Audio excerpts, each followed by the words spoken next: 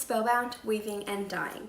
Today I thought I would take you through my favourite non-essential items for dyeing and weaving. So in the first episode I showed you everything that you absolutely must have for dyeing your cotton or plant-based fibres. So today I'm going to be showing you some of the things that you don't necessarily need, but I find really useful, and I thought that you might find them useful as well. So the first thing that I recommend to everybody when they are dyeing, keep a record. Basically, keep a record of anything that you've done for that project.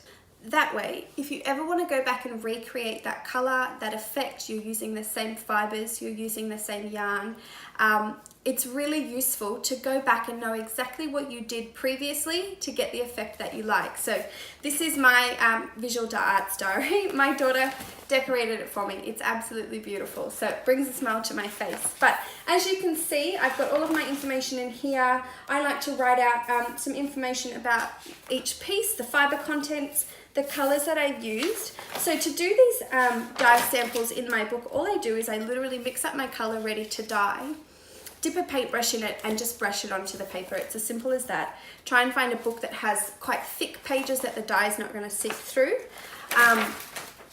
And this has saved me so much time in the past to be able to go back and say, I know I used plum before, let's see what it looks like at this consistency measured up. So I definitely recommend this to everybody, to have a diary where you go through and you write down exactly what you've used, exactly what you want to use next time, the desired effects, you know, how you're dyeing your weft when you lay it out, you know, how much fibre is in each of your weft skeins. So any information that you think that you will need, write it down, because this will absolutely come in useful. It will come in handy for future projects. And plus, if you've been dyeing for a long time, it's not necessarily easy to remember, oh, well, 2 years ago I dyed that exact same fibre combination, but then you can go back through your book, have a look, and know exactly what you can do to achieve that effect that you wanted. The second tool or piece of equipment that I like to recommend to people, which is quite a simple one, is little sandwich clips. So you can see I've got a little collection here. You can buy them in a few different sizes. I get mine from IKEA and they are super affordable. They last a very long time. You can get smaller ones and larger ones. I like to use these when I'm dyeing a warp and I want to keep it in a specific order. So say my warp is a gradient, so it's starting, for example, pink and it's ending up purple on one side. So I'm going to want to keep each one of my warp chains in a specific order. So what I'm going to do is number each one of those with a sandwich clip. I clip this onto the very end of the warp right next to the knot. That way when it's dry, I know what order I need to put it onto the loom. Super simple, but this is such a time saver. You're not going to be eyeballing which warp chains go where on the loom. So this is absolutely something that I recommend. Get a few packets if you can, number them, and keep them on handy for when you are dyeing your projects. All right. The next thing that I recommend, this one definitely goes hand in hand with the dyeing and the weaving, is a tangle tamer. It's a hairbrush. You can buy them pretty much everywhere, chemists, supermarkets, department stores.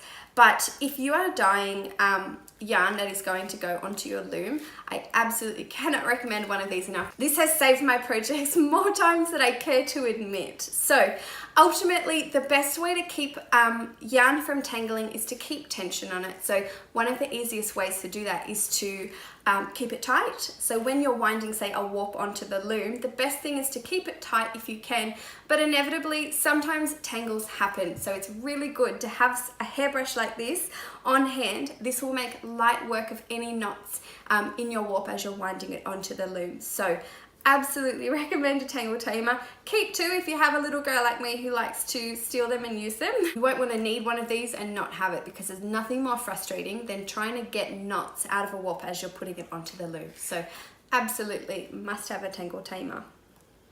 Now, the next three pieces of equipment are a little bit larger, a little bit more specialized, and they tend to go hand in hand quite nicely with each other. That is an umbrella swift, a skein winder, and a ball winder. Now, I know this is like, whoa, you didn't tell me I needed these things.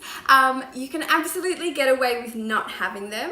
I've seen people wind skeins, so for example, winding yarn for, say, their weft. I've seen people use chair legs, other people's hands. You can stand like this and you wind the yarn around their hands. But unless you have a very, very, very patient spouse or family member, not many people are going to want to do that for too long. So if I was new to dyeing, I would probably recommend you get an umbrella swift and a ball winder first.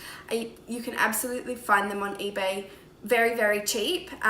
They might not be the best, most long-lasting quality, but if you're just starting out and you're not 100% sure if this is something that you're going to want to do long-term or something that you're going to want to do a lot of, they will absolutely do the job. And I know many, many, many weavers who still use them today. So I'm going to put some pictures up of what they look like. You can usually buy them in a bundle, buy them together.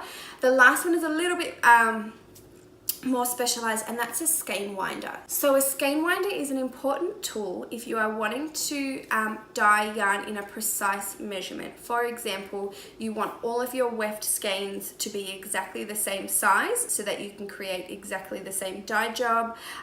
The thing about dyeing wefts for weaving is that it's a little bit magic, a little bit maths, a little bit just getting lucky in terms of if your skein is off by just a little measurement, you know, maybe 1 or 2 centimeters larger than the last, you're going to end up with 2 different weft effects on the loom. This is something I'm going to go into detail in some future videos because it is quite a complex sort of problem to have. But if you're wanting to create multiple weft skeins that are the same size, I definitely recommend a skein winder.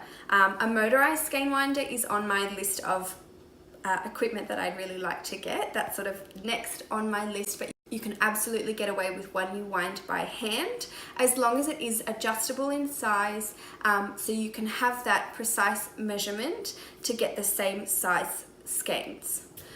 Okay, so there you have it, my top list of not completely essential weaving and dyeing equipment. I hope that you found this video useful. If you have any questions, feel free to leave them down below in the comments.